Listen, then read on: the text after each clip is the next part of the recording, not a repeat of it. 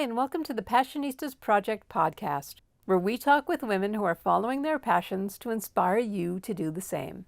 We're Amy and Nancy Harrington, and today we're talking with Tobie Spears, the founder of Guatemalan Humanitarian Tours, an organization that helps Guatemalan children, teens, and their parents reach their full potential with early nutrition and education.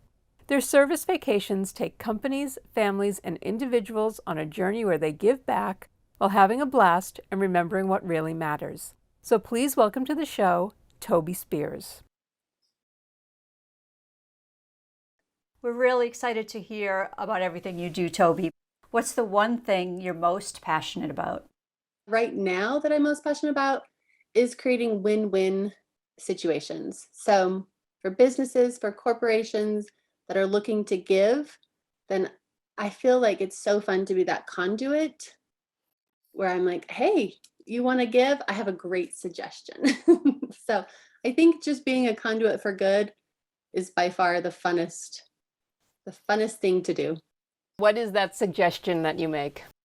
To find a project for people in need in any place of the world. My chosen place is Guatemala, but I really encourage others to choose their own place. So if it's local activism, if it's local involvement, then do it, jump on board, like be involved. If it's in a different country, if it's, anywhere in the world, there's so much need and so much opportunity to do good. Like that's my real ask is if what I'm doing doesn't resonate with you, then find yours. How does that translate into what you do on a day-to-day basis with your work? My job in the States is finding donors, finding sponsors, working with corporations, networking and meeting awesome people. So that's what I get to do and encourage people to join me on a service vacation to Guatemala or get involved as a sponsor or a donor. We have loads and loads of opportunities for any volunteer that is interested. So then we have day-to-day operations in Guatemala that I also oversee and am involved with, but definitely I'm not on the ground. So my work is focused in Guatemala, but my work actually occurs here in the States. Let's take a step back. Where does this love of giving and supporting other people come from? Was this something you learned when you were young? My mom and dad divorced when I was quite young. And so my mom raised 6 of us by herself. We were really quite lucky to live in the United States where we have so many social programs. So we were on housing and Section 8 and food stamps and all of those services, free lunch, free breakfast at school. And those were, although it was embarrassing to me as a child to grow up knowing that like my family couldn't afford to feed us, right? But it took me like to become an adult to realize how grateful and how lucky we were to have had that opportunity. So, I mean, we didn't go hungry. Like we certainly didn't have an excess. Like that didn't happen, but we didn't go hungry. So my mom really instilled in us that there was somebody in our world or in our orbit that probably had it worse off than us. So we would always find a family, even if it wasn't a financial struggle, if it was a death in the family, a sadness, an illness, something that had caused grief or pain or suffering in their lives, she really encouraged us to get involved and be of service. One of my biggest memories is what she coined as the 12 days of Christmas. And so for those 12 nights, we would choose a family in our local area, in our neighborhood that had had a rough year. And we would choose gifts for them every night. And we would run and knock on the door and then hide in the bushes and see their face when they opened up the door. And sometimes the funnest part was when they yell at you and they're like, thank you, because they don't know who you are. And so it was something so fun about being that secret Santa. So I think it just was something that I loved doing because you can do so much more when you have like additional people fighting the same fight or working on your same cause. So I remember 7th, 8th grade, so maybe 12, 13 years old, I wanted to do a coat drive. In Utah, winters are cold, and so I knew that the homeless population would need coats for the winter. And I just was like, I thought to myself, like, personally, I could go and collect 10 coats, right? But if I got the whole school involved, like, then it's endless. How many, the possibilities are so much larger than what I can do on my own. So I remember getting the whole school involved, and we collected hundreds of coats, and the school newspaper was involved. The city newspaper came, and they just thought it was such a big deal. And I was like, it's not that big of a deal. Like, everybody has extra coats, like, so it's just giving away something that you didn't need already. So those are the funnest parts. So that conduit work is so fun. And then getting people that are like-minded, that are involved and want to be invested in service for good, like, those are my people. The other aspect of what you do is travel. So when did you first fall in love with traveling? And tell us about some of your early trips. So going back, I mean, we were raised on welfare. There wasn't money. So my father actually worked for an airlines, and so we got to travel by standby. So we had the opportunity to travel with his airline points, which was amazing. But my first travel was probably Europe. So two of my best friends, they said, "Hey, let's go to Europe for the summer and backpack." I was 17, and we were crazy kids. And I think our parents were just as crazy to let us go. I mean, there was no GPS, there was no cell phones, there was no email. Like, to try to go back in time back then, like, to explain that to our kids, they're like, "What? You had no cell phone? You had no GPS?" We had this funny little calling card, and we would call once a week and let them know that we were alive. But that experience really changed me. And my mom said that when I came home, that she felt that shift in me, and that I was more concerned with just the basics of life, instead of like, oh, this is her example. We had been traveling to a family reunion, and we needed to eat out, and my little siblings were like, "Hey, there's a McDonald's, let's stop at a McDonald's." And I was like, "We don't need to stop at a McDonald's. We have like a loaf of bread and a jar of peanut butter. Like, we're fine." And she just remembers, like, this back to the basics philosophy that we don't need this excess anymore. And I truly believe that. I believe that travel does that to us. It changes us on a fundamental level when we see how other people live outside of our daily bubble. You took a trip in 2002 to Mexico, and that trip had an impact on you. So can you tell us about that? I got this little bug of, oh, wait, like, the world is out there and there's so much to see. And I had dreamed of traveling through Mexico. So we actually packed up our backpacks and our daughter, who was not yet 2, and we spent 3 months backpacking through Mexico. And we got to see things that Mexicans don't get to see, like, because so many times in our lives we are so inundated with the daily hustle and the daily grind that we don't get to get out and see those cool things. So we saw the butterflies migration in Morelia. We saw, we were able to see so many beautiful, cool things about the country, and put our daughter on our backpack. And we took, she wasn't 2 yet, so she still napped every single day. So every afternoon we'd sit down and put her down, and she would take a little nap, and we would write in our journals. And the world becomes smaller when you meet people that live in different areas of the world. Then you're like, oh, wait, we're like the same. Like, we don't speak the same language. We don't have the same color of skin or the same color of eyes, but we all want things that are the same. We all want our children to be happy and our children to be healthy, and we all want to be loved.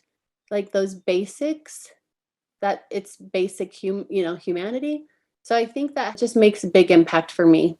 What inspired you to found Guatemalan Humanitarian Tours, and tell us a little bit about it?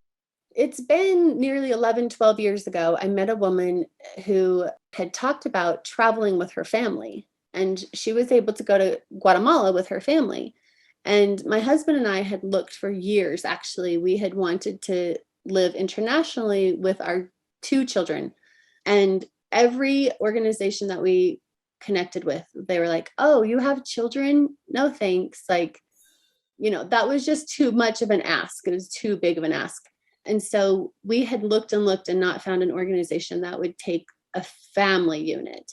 And so she told me that she'd come home from Guatemala and she had taken her children. And I was like, wait, that's what we've been wanting to do. So it was as easy as that, meeting the right person at the right time. And she put me in contact with the director of a private school in Guatemala. And from there, we just made the crazy plan to drive. I just decided I didn't want to fly over everything because then it felt like we would miss out on so much. And so we decided to drive from Utah to Guatemala. And so we packed up the car, and the girls were, 5 and 9, 5 and 10. And we put a bunch of books on CD and just hit the road. So that was like one moment, right? Like, I never anticipated Guatemala to become like a lifelong passion. We thought we were going to go there for 3 months. We thought we would just live there and come and go, just like it was like a one-time visit. And then after, when we returned home, I told my girls that it was something we needed to do each year, that it was for our souls, that we needed to do something for soul food. And so that was what happened, is that I wanted to be able to travel with my girls. And I felt like this was the best way that we could spend the summers together and that we could do good. And I got to capture their moments instead of us just being in the daily busyness of life. We got to escape in this little pod and have these memories of their summers. So it was really quite a selfish reason. I got that time with my kids, and we got to see the world and change ourselves by doing good. Like, it was just a win-win. How did you change by doing good? I've had my eyes opened to what life is like just outside of the States. So I was in my 30s the first time we were in Guatemala, and like all these funny things that you don't realize are really important aspects of your daily life, like a washing machine and a dryer and a sink that's inside your kitchen, and floors with carpet and floors that aren't dirt, and like these luxuries of our daily life that we live. It just has helped me. Travel has helped me open my eyes, that I feel it's a responsibility that I have to alleviate others' difficult life or others' pain. And if it's possible, and I believe it is, that we can make the world a better place. What effects have the travels had on your daughters? Yeah, so Guatemala is like, it's like part of home. It's part of who we are. And they have friends. I mean, the cool part of this technological advancement is that they talk to people that they met in Guatemala 9 years ago, and so they still get to connect. And when I take volunteers, that's a huge part of it. I want my volunteers to be able to connect to the families that we're serving and the kids that we're meeting, because like I said, it just makes the world a smaller place to have that actual connection. It's when you're helping somebody, what it's doing. You can see, you've been to their home, like, their living conditions, how their life is. And then you get to alleviate by adding something cool like a water filter that you're like, oh my gosh, I did that. I helped fundraise to provide a water filter for this family. This is awesome. So just it's so easy. I think that's the coolest part, is it can be so easy and so life-changing just by being involved. And they've done it. I mean, my girls have done it. They've they've installed wood burning stoves, and they've met the kiddos that weren't eating lunch and weren't eating breakfast and were trying to attend school and trying to learn. But it's really difficult to do that without your brain being fed. So they had friends at school that were not eating, and they would come home and be like, Mom, like, you know, little Guatemalans that were attending school with them, they were like, Mom, they're not eating. How can that happen? Because it's not a reality for them. So it opened their eyes to the reality of life in a developing country, that not every kid gets a free lunch. Not every kid gets a free breakfast, not in Guatemala. And it created a lot of gratitude and appreciation for both of them. And it's definitely not just them. It's every volunteer that's ever joined us on a service vacation. They have that appreciation, like, whoa, okay, I get to see how the world works in different places, and especially in a developing country where it's not all fancy and it's not all nice and it's not all new and not everybody gets to eat. Talk a bit more about Guatemala, because I think a lot of people haven't been there and they don't have firsthand experience. What is it like down there? And also, what's it like for women? Is it difficult for women? Difficult for women? Absolutely. Most women, like statistically in the country, they terminate their schooling by the third grade. So by the third grade, a young girl is needed to be working in the fields or working at home, helping her mother with younger siblings, or helping her mother with house chores or cooking, or any of those menial daily tasks that moms don't have enough time to do. So definitely, we're huge advocates for education, especially for girls, because I believe that will change their world. And Guatemala is a teeny little country. It's the size of Louisiana, if you can picture this teeny Louisiana, but nearly 18 million people live there. So there's a lot of people, and a lot of meals are prepared over open flame. So for breakfast, you can smell when it's breakfast time, because you can smell all the wood burning, all the wood going. For lunch, you can do the same. I mean, the most amazing corn tortillas that you've ever tasted in your whole life. You could just walk down the street and little ladies are making corn tortillas, and you just take them home fresh off the fire. Most families don't make $2 a day. So education ends really young and people start working. They are a very hardworking people, and they are huge food producers. So an enormous amount of food is produced in Guatemala and then shipped through Central America. So they do a lot of food production, although the food doesn't stay in country. So Guatemala changes from about 4th to the 6th most malnourished country in the world.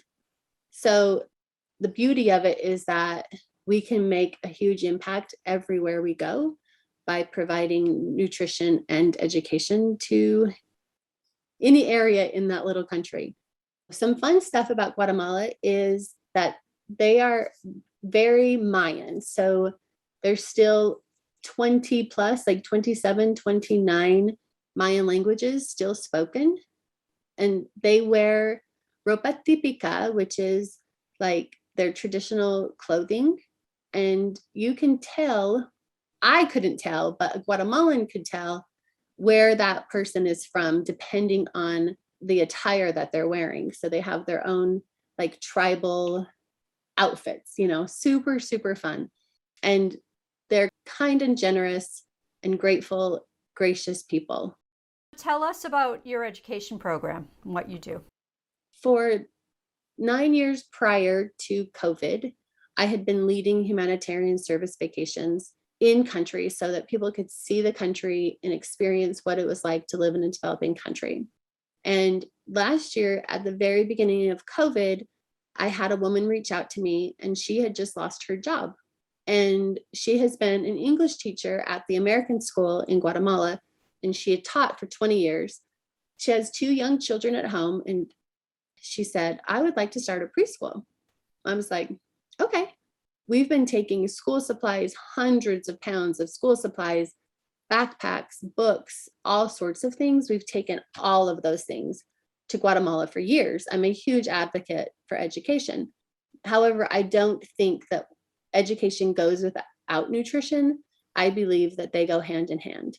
So I told her that I didn't see the point of starting one program. I thought we needed two. So we started a preschool and a nutrition program, and they go hand in hand. So we've got kiddos that arrive at our preschool. They get breakfast first and start out their day, and then they have their education, and then they leave with a full belly after lunch.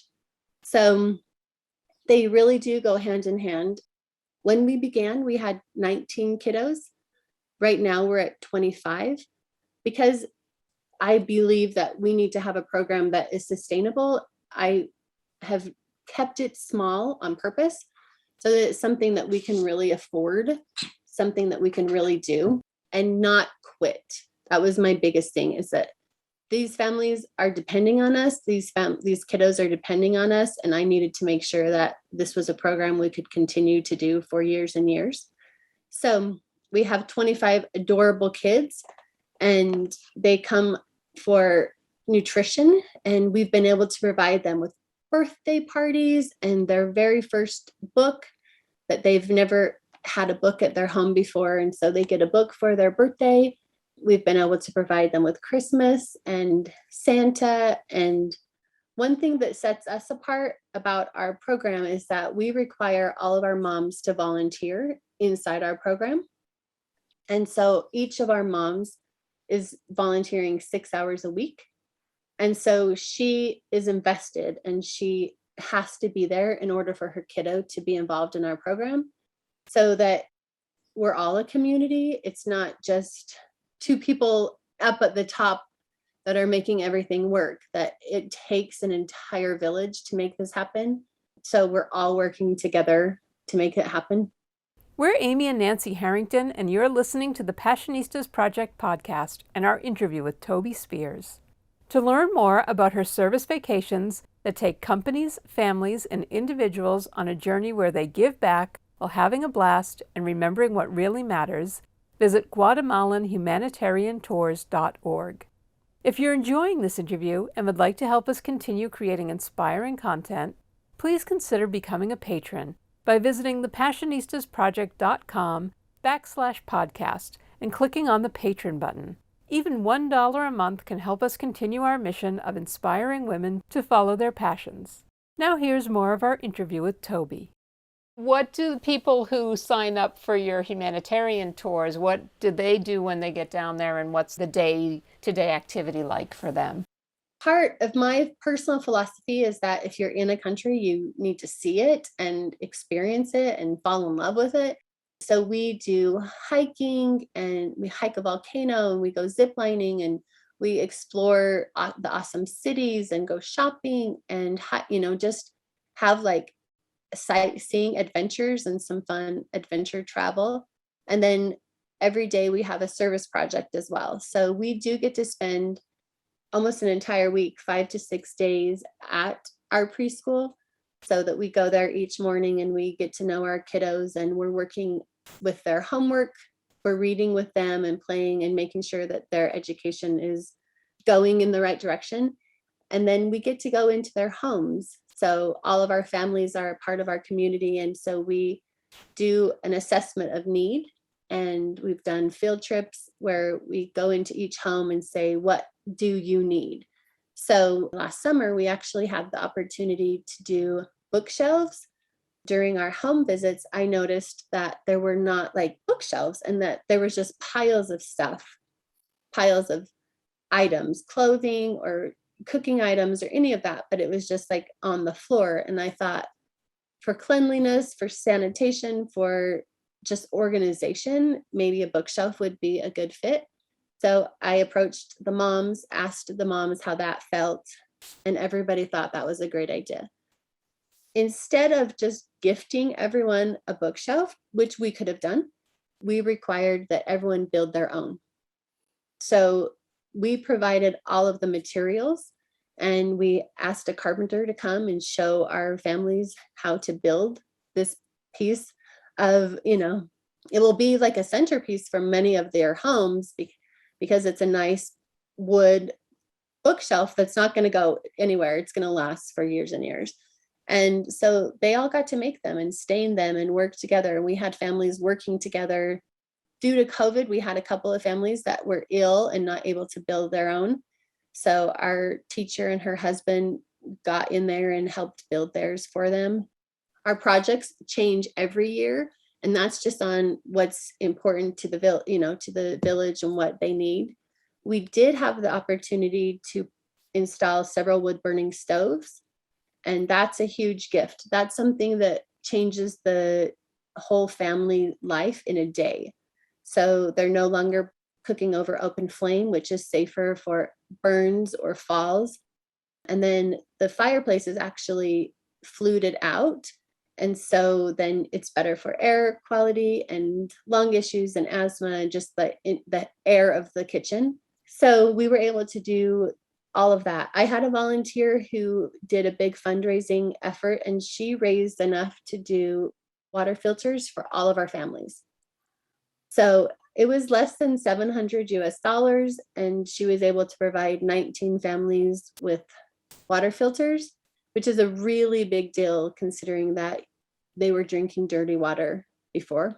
So we're really on the basics. Like we did new mattresses, we did new bedding. Our kids, for gifts, they get blankets and pillows and items that are of necessity. And then we throw in boxes of food, and we, just like items that are of real need instead of just frivolous items that we often give here as gifts. Tell us about the requirement for your volunteers to bring suitcases with them, but not for themselves. We are able to provide hundreds, if not thousands of pounds of donations each time we're traveling to Guatemala. So each volunteer is able to bring 100 pounds, 2 large suitcases full of donations. And then I ask all of our volunteers to pack their personal items into their carry-on bag.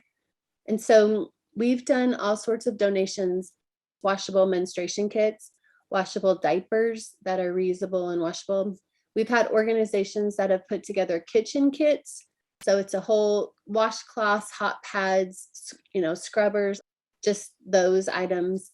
We've had newborn baby kits, which is washable diapers and onesies and socks and a little hat. And so any cool item like that. We had some amazing women that made these stunning baby blankets. Like they should have been sold like on a really fancy website, but they were just so stunning. And so we get to gift those to all of our kids. This past summer, I had this amazing kid reach out to me. His name is David, and he wanted to do a service project. I think David was 12. And so he himself made 6 blankets, fleece blankets, and tied them, and he delivered them to our home. And so then all of our kiddos, between several groups of organizations and volunteers, got a brand new blanket. So just cool stuff. Books, we're huge about education. So we had books and loads of school supplies, soccer balls, sand toys, things that the kids can play with, and cars and trucks, and then clothing. We do take brand new clothing. So I've had boutiques that have reached out and they are interested in donating their excess goods. So I can either sell that here and fund our projects, or we can take items there. It's like being Mrs. Claus, for sure. It's gifting things that people really need. And how can people who can't go on the trips, how can they participate? How can they help donate and either raise money or send in products that you need to give to people? There is an awesome organization called Donor Box. We've signed up with Donor Box, and just yesterday we received 12 boxes of donations, and they're brand new backpacks full of school supplies, full of brand new, awesome school supplies. So there's an organization, smile.amazon.com. So we're a 501c3 nonprofit. And so we're able to be on smile.amazon.com. Anybody can choose us as a charity, and then we get a percentage of each purchase that they make on Amazon. We have sponsorship opportunities. So each of our kiddos have nutrition sponsors for breakfast, for lunch, and for their education. And so there's an opportunity to get involved and to really know a kiddo. We send thank you notes. We send artwork from the kiddo so that their sponsor gets to have a piece of art from their sponsored child. I am willing to brainstorm with anybody. If somebody has a suggestion, I've had people reach out about doing the reusable hygiene kits and the washable menstruation kits and washable diapers. Like, those are items that are life-changing to our families, to their health and finances, so that they don't have to buy. So any way that anybody wants to get involved, I will take that and we will make something beautiful happen. We are a 501c3, so a corporation, a family foundation, an individual that is interested in donating will get a tax receipt to use for their tax purposes as a tax write-off. And something cool that might not have crossed anyone's mind is that because we are a nonprofit, the service vacation trip can actually be a tax deduction. So you can talk to your CPA about that. And it has been a huge tax deduction from my volunteers in the past. But legally, you have to talk to your CPA about it. What are some of the trips you have planned for 2022? We've got some awesome trips for 2022, and it's so crazy to think that that's the year we're coming up on. So I have had the opportunity to team up with another organization. It's called the Institute for the Study of Birth, Breath, and Death. And so we are taking birth and death workers to Guatemala to study the death culture and the birth culture of the Guatemalan people. And that's something, this is our first international trip, but we will be doing a trip like this every year to a different country.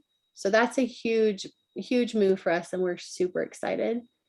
We've also had a business owner, he is bringing his staff. So he wants to pay for all of his staff to attend as a team building experience. So he's paying for all of his staff to come and join us on our trip. So we've got our annual trip that's 11 days, and I lead that trip and we do all of our awesome stuff.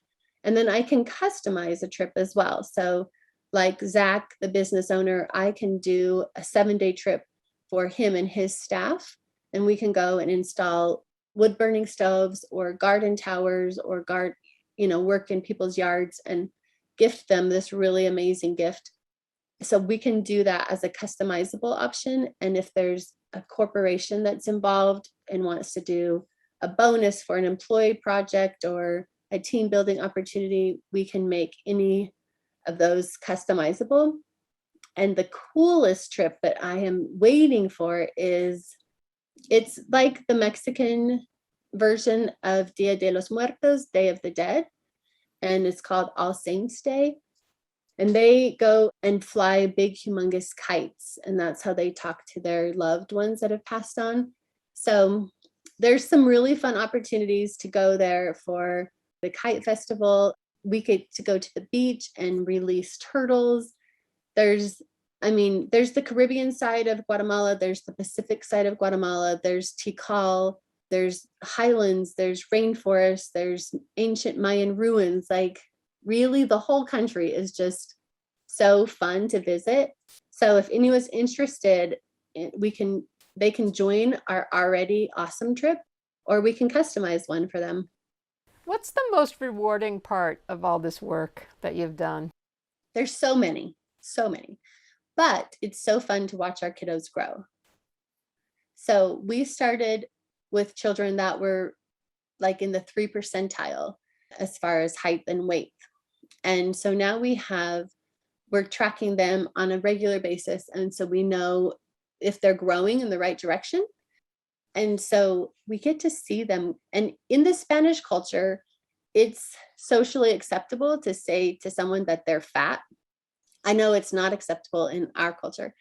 However, our teachers always like, oh, Toby, they're getting so fat. It's so great. So just to watch them grow has been phenomenal. None of these kiddos had come to a preschool before. They didn't have the social interaction that they have now. And so they were uncomfortable. Like remember your kiddos or your nieces or your nephews' first day of kindergarten or preschool. They're like, what are you doing? So they've crawled out of their comfort zones and they've become dear friends. And the parents and the moms have also done that. They're working together in the kitchens. They're working together, to make this organization work well.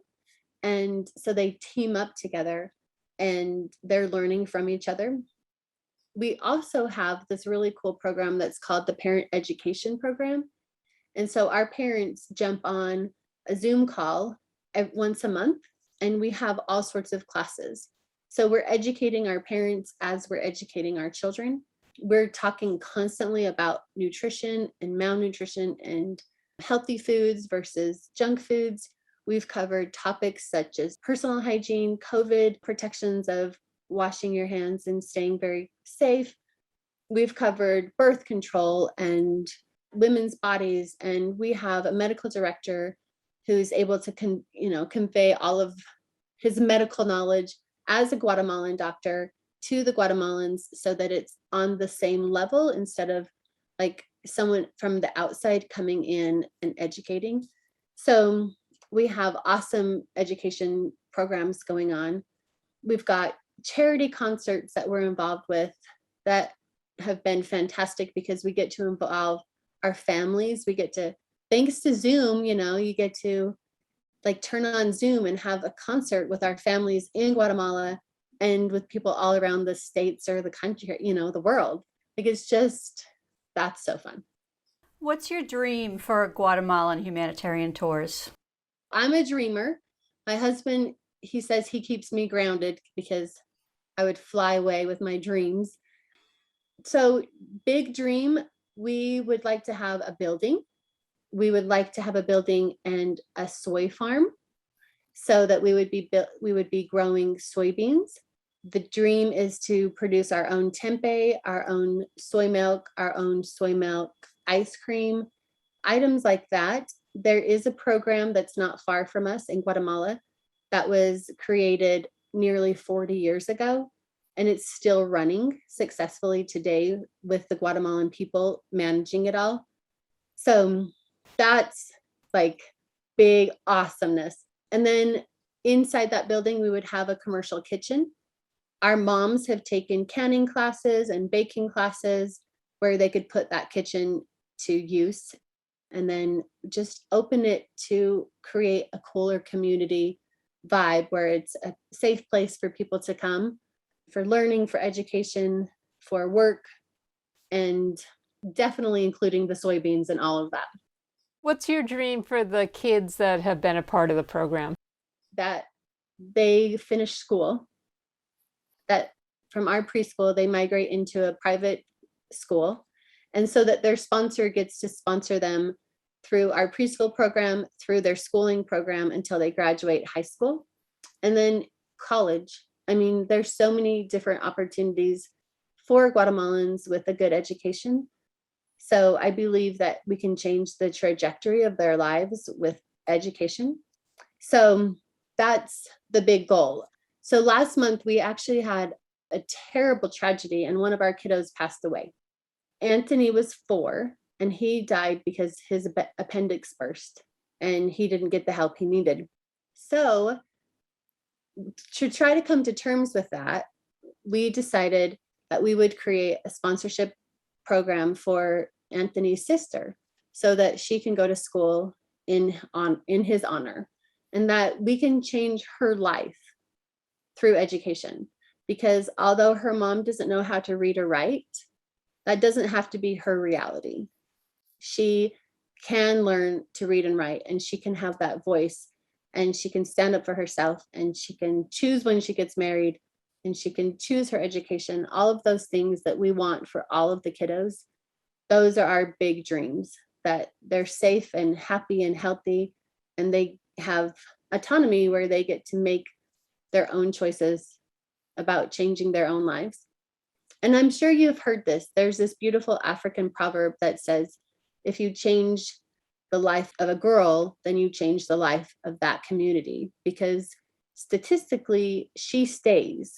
Statistically, she stays where she was raised, she stays where she was born, and she works diligently to change the community of where she's from.